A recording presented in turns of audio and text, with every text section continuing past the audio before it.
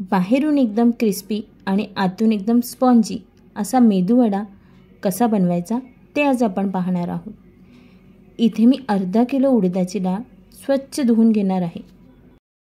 हिला स्वच्छ धुवून झाल्यावर यामध्ये पाणी टाकून आपल्याला ती 5 ते 6 तास किंवा रात्रभर भिजत ठेवायची आहे। मी ही डाळ रात्रभर भिजत ठेवलेली होते। आता ही डाळ आपण मिक्सरला वाटून घ्यायची आहे। मिक्सरला डाळ वाटताना यामध्ये पाण्याचा वापर अगदी कमी, म्हणजे गरज लागल्यास एखादा चमचा टाकून हे आपल्याला जाडसर असे वाटून घ्यायचे आहे। इथे माझी डाळ पूर्ण वाटून झालेली आहे।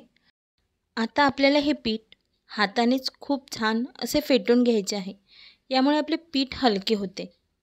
कमीत कमी हे पीठ तुम्हाला 5 ते 10 मिनिटं असे हाताने फेटून घ्यायचे आहे। जवळपास 5 मिनिटं मी हे पीठ फेटून झालेले आहे। आता एका बाउलमध्ये थोडेसे पाणी घेऊन त्यामध्ये आपल्याला हे पीठ टाकून पाहायचे आहे। पीठ अजून वरती तरंगत नाही, याचा अर्थ आपला पीठ रेडी झालेले नाही आहे, तर याला अजून फेटावे लागेल। इथे मी चवीपुरते मीठ ॲड करून या पिठाला अजून 5 मिनिटं छान फेटून घेणार आहे। 5 मिनिटं झालेली आहेत। आता आपण हे पीठ चेक करून पाहूया। पाण्यामध्ये हे पीठ आता तरंगायला सुरुवात झाली आहे, याचा अर्थ आपले पीठ आता व्यवस्थित हलके झाले आहे। शेवटी मी यामध्ये थोडी बारीक कापलेली कोथिंबीर, थोडासा कढीपत्ता आणि नारळाचे अगदी बारीक बारीक काप करून यामध्ये ॲड करायचे आहे। याच्यामुळे वड्यांना खूप छान चव येते। आता हे आपल्याला व्यवस्थित मिक्स करून घ्यायचे आहे। तोपर्यंत मी गॅसवर तेल तापायला ठेवलेले आहे। आता आपण वडे तळायला घेऊया। अगोदर तेल तापले आहे की नाही हे चेक करण्यासाठी थोडेसे पीठ टाकून बघू। तेल आपले तापलेले आहे। आपण यामध्ये वडे सोडूया।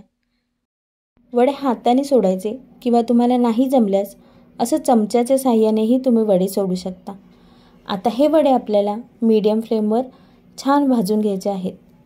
इथे वडे जर तुम्ही फास्ट गॅसवर तळले तर वडा वरून करपेल आणि आतमध्ये कच्चा राहील, याची काळजी घ्यायची आहे।